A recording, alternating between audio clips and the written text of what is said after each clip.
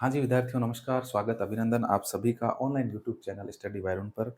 प्रिय विद्यार्थियों, आप अच्छे से स्टडी कर रहे हैं, स्वस्थ रहें, मस्त रहें, तंदुरुस्त रहें, अपना अध्ययन इसी तरह से जारी रखें और आपके जो भी लक्ष्य और उद्देश्य हैं, उन्हें प्राप्त करने में ईश्वर आपकी सहायता करे, ऐसी मेरी शुभकामनाएँ हैं। तो आइए, बिना समय गँवाए शुरू करते हैं आज की क्लास।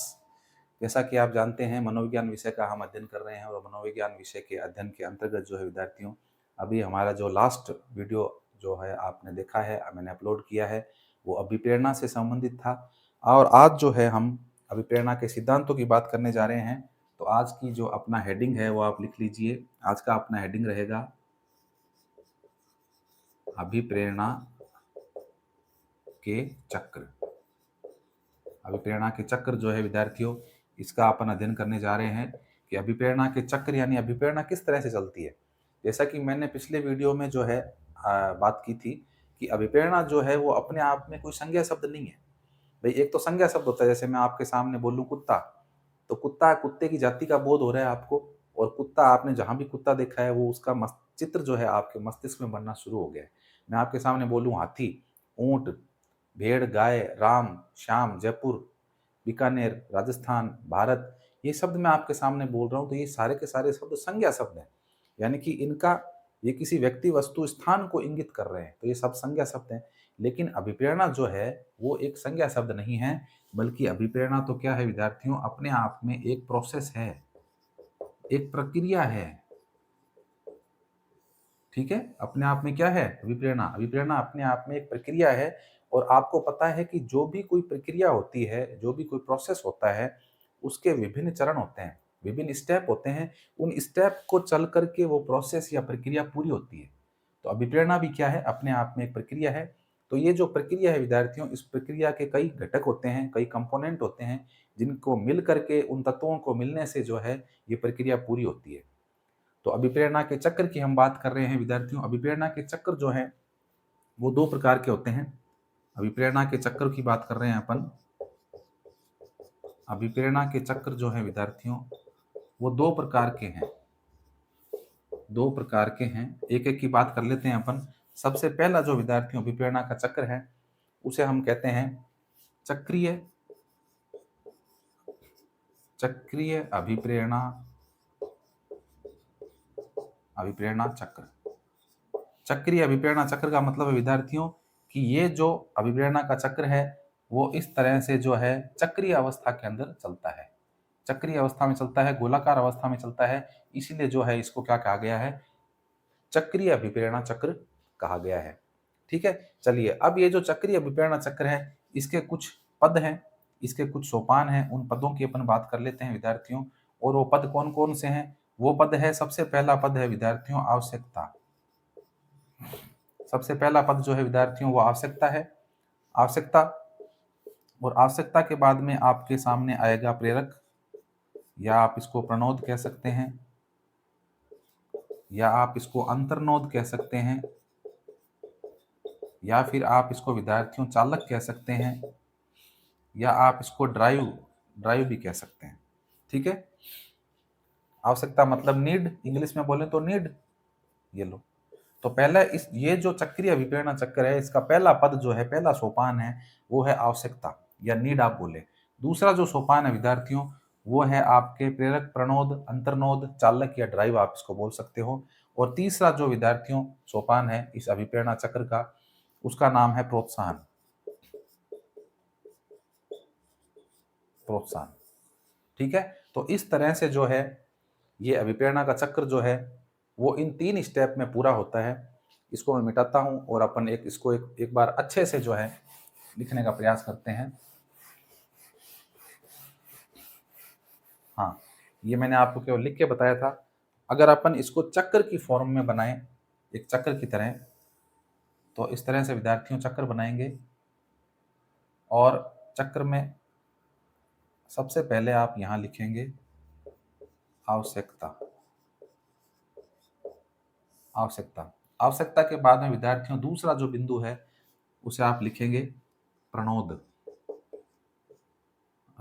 प्रणोद, रे की मात्रा नहीं आएगी, प्रणोद, या फिर आप इसको अंतर्नोद भी कह सकते हो। ठीक है, और तीसरा इस चक्र का जो बिंदु है विद्यार्थियों वो रहेगा प्रोत्साहन, प्रोत्साहन या फिर परिणाम। ये लो, इस तरह से जो है ये चक्र चलेगा और ये तीन जो है इसके चक्र के सोपान रहेंगे। इस तरह चलेगा विद्यार्थियों, ये इस तरह से, इस तरह से, इस तरह से ये चक्र चलेगा। अब इसको आप समझिए कि ये जो अभिप्रेरणा के चक्र के जो विभिन्न चरण हैं, जो हम पहले नंबर का अभिप्रेरणा का चक्र पढ़ रहे हैं, अभिप्रेरणा का चक्रीय सिद्धांत या चक्रीय अभिप्रेरणा सिद्धांत जिसको आप बोलते हैं, उसकी अपन बात कर रहे हैं। तो यहाँ पे लिख देते हैं अभिप्रेरणा का चक्रीय, अभिप्रेरणा का चक्रीय रूप। अभिप्रेरणा का चक्रीय रूप है ये पहला प्रकार अपन पढ़ रहे हैं अभिप्रेरणा के चक्र का, जिसका नाम है अभिप्रेरणा का चक्रीय रूप। अब देखिए, सबसे पहले मैंने आपको बताया कि व्यक्ति को अभिप्रेरणा जब मिलती है तो सबसे पहले क्या होती है, उसको सबसे पहले आवश्यकता होती है। किसी भी चीज की जब जरूरत होती है विद्यार्थियों, आवश्यकता ही आविष्कार की जननी है। जब तक आवश्यकता नहीं होगी तब तक आप किसी कार्य को नहीं करेंगे।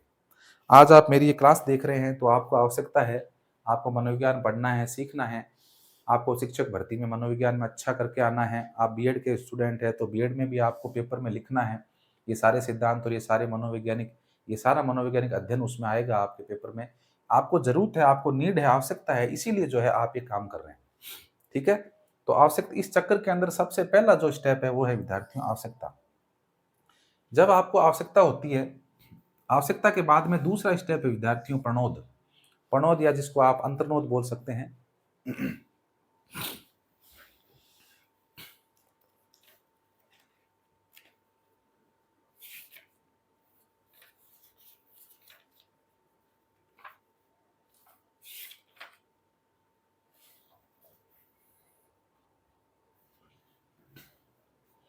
हाँ, तो पहला मैंने आपको बताया, पहला आपका जो है, आपको नीड है, आवश्यकता है, आपको आवश्यकता महसूस होती है तभी आप कोई कार्य करते हैं। दूसरा जो है चक्र का सोपान है विद्यार्थियों वो है प्रणोद या अंतर्नोद। प्रणोद, अंतर्नोद या आप इसको प्रेरक भी बोल सकते हैं, यानी कि आपको किसी काम को करने के लिए जो प्रेरित करे उसे हम प्रेरक बोलते हैं, उसे हम प्रणोद बोलते हैं, उसे हम अंतर्नोद भी कह सकते हैं। चालक भी आप इसको कह सकते हो, ड्राइव अंग्रेजी में इसको बोलते हैं। और जब आपको प्रेरक से प्रेरणा मिलती है और जब आपको वांछित चीज मिल जाती है तो आपको क्या मिलता है विद्यार्थियों, प्रोत्साहन मिलता है। और प्रोत्साहन मिलने के बाद में जो है आपका ये अभिप्रेरणा का जो चक्र है वो पूरा हो जाता है। और यही जो है अभिप्रेरणा का चक्रीय रूप है विद्यार्थियों। अब इसको एग्जाम्पल के माध्यम से आप अच्छे समझ पाएंगे। देखिए, मान लीजिए आपको आवश्यकता है, आवश्यकता किसकी है आपको, आप मान लीजिए मैंने बताया मार्केट में गए, और मार्केट में गए तो आपको अचानक से प्यास लगी, आपको बहुत जोरों से प्यास लगी, तो आपको आवश्यकता किसकी है, आपको पानी की आवश्यकता है। तो पानी आपके लिए क्या हो गया, पानी आपकी आवश्यकता होगी। या मान लीजिए आपको भूख लगी है तो भोजन आपके लिए क्या हो गया विद्यार्थियों, भोजन आपकी आवश्यकता होगी।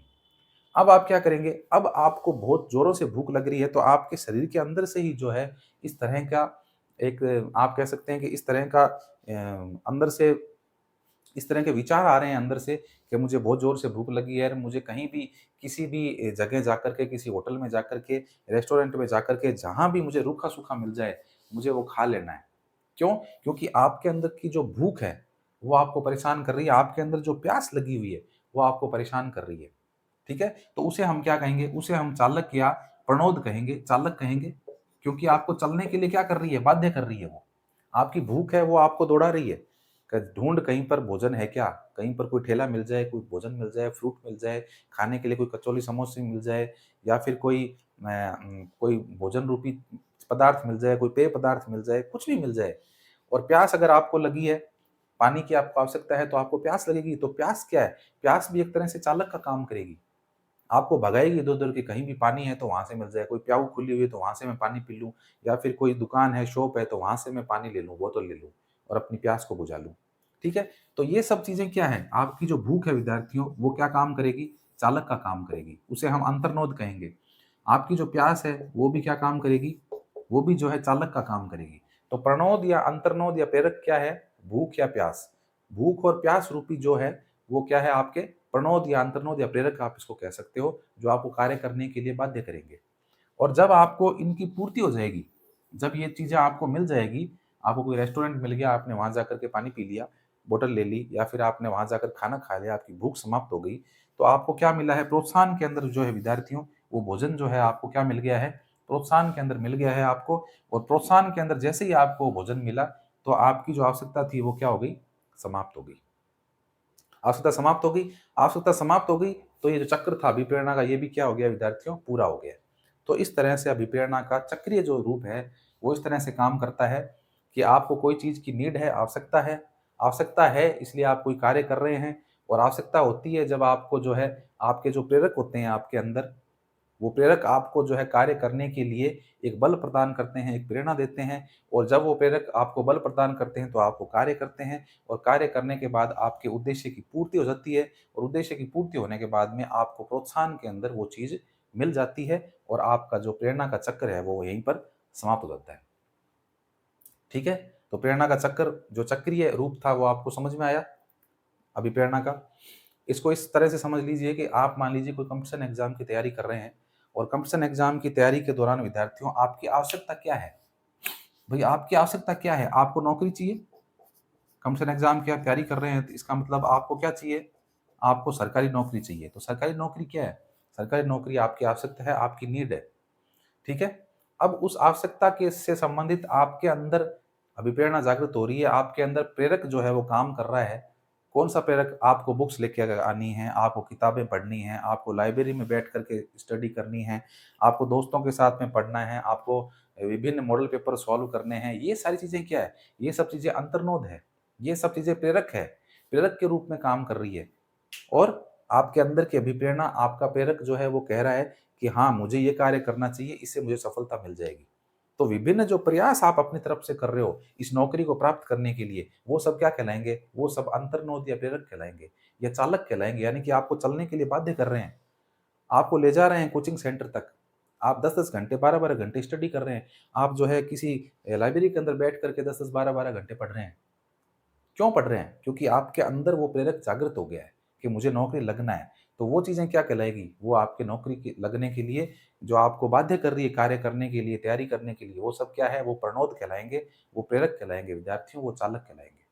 और जब आपको नौकरी मिल गई, जब आपको नौकरी प्राप्त हो गई विद्यार्थियों, तो आपको क्या मिल गया? प्रोत्साहन मिल गया। नौकरी मिल गई।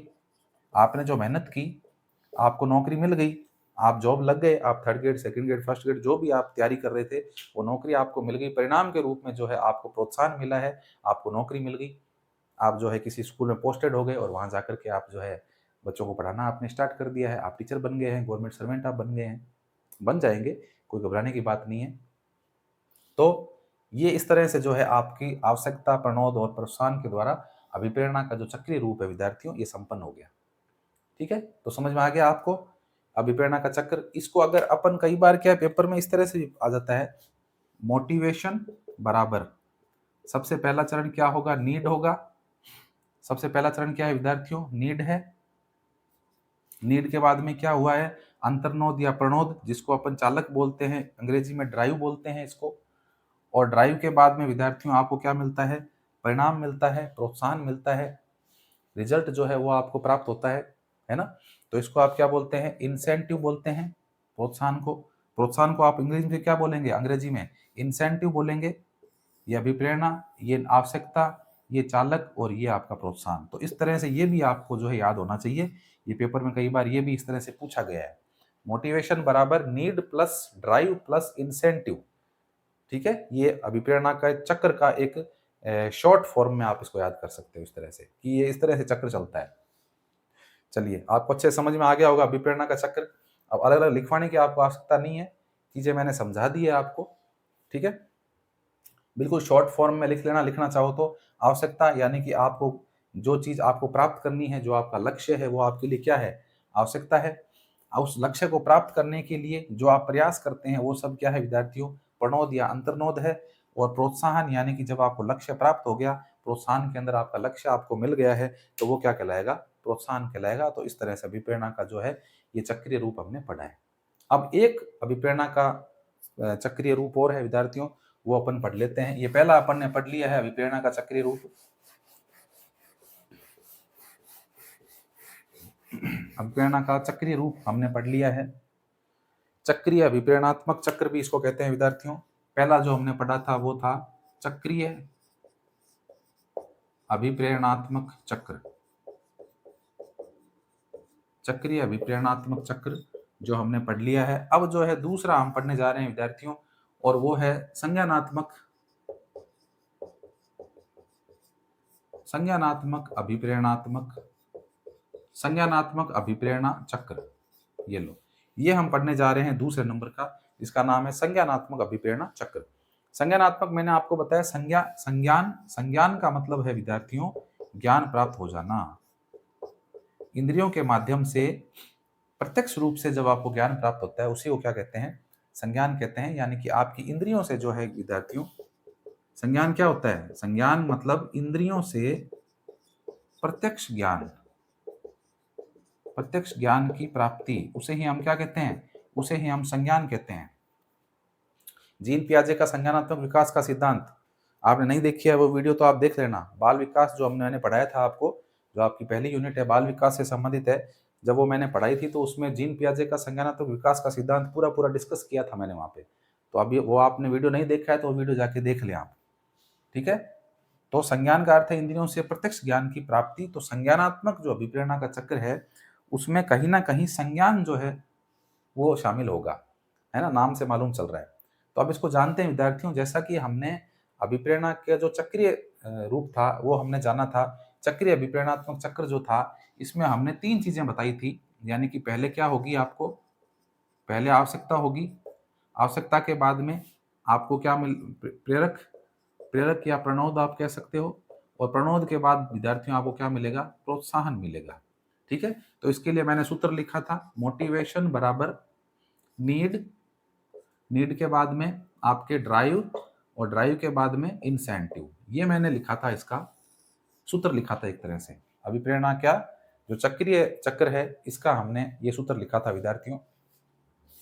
और अब जो है अपन चल रहे हैं संज्ञानात्मक अभिप्रेरणा चक्र के अंदर बात कर रहे हैं। तो संज्ञानात्मक का सूत्र जो है विद्यार्थियों वो क्या होगा, संज्ञानात्मक का सूत्र होगा मोटिवेशन बराबर, वही है सेम टू सेम है, नीड, और नीड के बाद में ड्राइव होगा, ड्राइव के बाद में विद्यार्थियों इंसेंटिव होगा, और इंसेंटिव के बाद में क्या होगा विद्यार्थियों, इंसेंटिव के बाद में जो है आपके संज्ञान प्राप्ति हो जाएगी, संज्ञान आपको मिल जाएगा।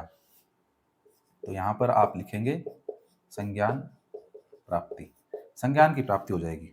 तो इस तरह से ये ऐसे चलेगा। ये वाला जो है संज्ञानात्मक अभिप्रेरणात्मक चक्र जो है इसका फॉर्मूला ये होगा, यानी संज्ञान की प्राप्ति, अंत में आपको संज्ञान की प्राप्ति हो जाएगी, आपको नॉलेज मिल जाएगी, और नॉलेज मिलने के बाद में जो है आप जो है फिर से जो है तैयारी करना शुरू कर देंगे, आप अपनी तरफ से प्रयास करना जो है विद्यार्थियों स्टार्ट कर देंगे, ठीक है।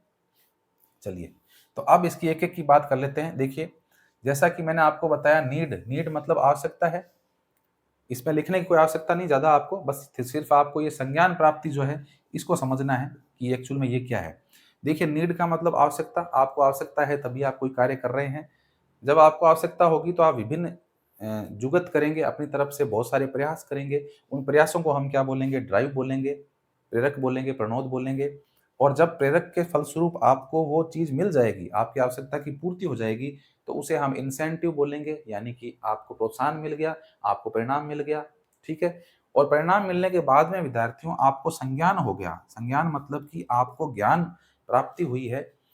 ज्ञान प्राप्ति, संज्ञान की बात अपन ने जो है कोहलर के अंतर्दृष्टि के सिद्धांत में भी की थी।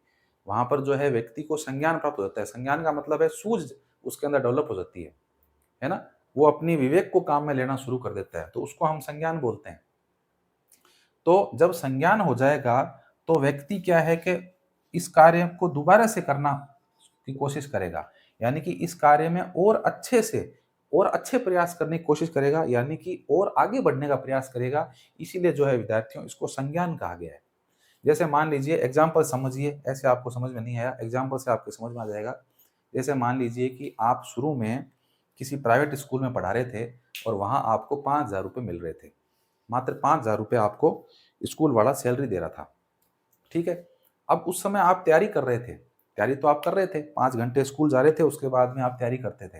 तो तैयारी क्यों कर रहे थे, क्योंकि आपको नीड थी किसकी, गवर्नमेंट जॉब की। गवर्नमेंट जॉब की आपको नीड थी तो आप तैयारी कर रहे थे, ठीक है। प्रेरक वहाँ क्या काम किए? प्रेरक वहाँ पर वही काम किए, आप विभिन्न किताबों से पढ़ रहे थे, आप ऐप के माध्यम से पढ़ रहे थे, या फिर आपके आस-पड़ोस में जो कोचिंग सेंटर है, वहाँ पर जाकर शाम को आप पढ़ रहे थे, यूट्यूब के माध्यम से क्लासें ले रहे थे, नोट्स आपने अलग-अलग कोचिंग सेंटरों के मँगवा रखे थे, उनको आप पढ़ रहे थे। तो वो सब क्या है? वो ड्राइव है। यानी कि प्रेरक है, आपके अंदर की एक जागृति है, एक शक्ति है जो काम कर रही थी, और आप जो है स्कूल 5 घंटे मेहनत करने के बाद भी शाम को आकर के और बैठ के 5 से 6 घंटे स्टडी कर रहे थे। तो वो आपके अंदर की वो ज्वाला थी एक तरह की, जो जागृत हो रखी थी और आपको पढ़ने के लिए मजबूर कर रही थी, और वो क्या था? वो प्रेरक था आपका। वही प्रेरक था, वही प्रणोद था, है ना? वो चालक था जो आपको कार्य करने के लिए बाध्य कर रहा था। उसके बाद में आपको नौकरी मिल गई।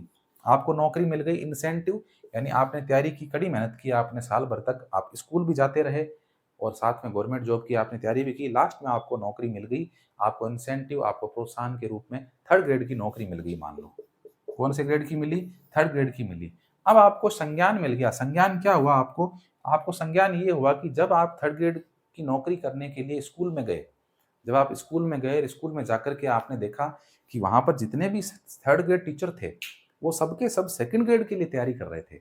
और जब आपने उनको पूछा कि आप ऐसा क्यों कर रहे हो? तो उन्होंने कहा कि भई जब हम एक प्राइवेट स्कूल में नौकरी करते थे, वहाँ पर हमें 5,000 मिलते थे, और हमने जब गवर्नमेंट की तैयारी की तो 3rd ग्रेड में हम आ गए, और 3rd ग्रेड जब हम लग गए हैं तो 5 घंटे ही तो स्कूल है, उसके बाद तो हम फ्री हैं, तो क्यों ना उस फ्री टाइम में बैठ कर के स्टडी करें और 3rd ग्रेड की जगह 2nd ग्रेड के लिए हम कोशिश करें, और हम लगे उसके अंदर। तो यहाँ उस व्यक्ति को उन लोगों की बातों से क्या प्राप्त हो गया? संज्ञान प्राप्त हो गया। उसको ज्ञान मिल गया, उसकी इंद्रियों से, उसने कानों से सुना, उसने देखा उनकी मेहनत को कि वो किस तरह से 3rd ग्रेड टीचर गवर्नमेंट नौकरी करने के बावजूद अपने रूम पर जाकर, अपने घर पर जाकर 5 से 6 घंटे स्टडी कर रहे हैं। क्यों? क्योंकि उन्हें 2nd ग्रेड टीचर बनना है। तो उसको, उस व्यक्ति को भी क्या हो गया? संज्ञान हो गया, और वो भी 3rd ग्रेड लगा हुआ था और उसने भी तैयारी शुरू कर दी किसकी? 2nd ग्रेड की, यानी कि पुनः ये सारे के सारे प्रयास शुरू हो गए। उसको नीड हो गई, किसकी नीड हो गई? पहले उसको नौकरी की नीड थी, अब उसको नीड किसकी है विद्यार्थियों? अब उसको 2nd ग्रेड की नौकरी की ज़रूरत है। नीड हो गई, फिर से वो चालक, वो कोशिश करेगा, वो ऐप के माध्यम से देखेगा, वो यूट्यूब देखेगा, वो नोट्स पढ़ेगा, किताबें पढ़ेगा, फिर से उसको नौकरी प्राप्त होगी 2nd ग्रेड की, और फिर से उसको संज्ञान होगा कि अब मेरे को 1st ग्रेड के लिए तैयारी करनी चाहिए। ठीक है? तो इस तरह से ये चक्र के रूप में जो है चलता रहेगा, इसीलिए इसको जो है संज्ञानात्मक अभिप्रेरणा चक्र नाम दे दिया गया है। ठीक है विद्यार्थियों? तो आई होप आपको समझ में आ गया होगा। आज के लिए इतना ही, मिलते हैं एक और नई वीडियो के साथ। नमस्कार।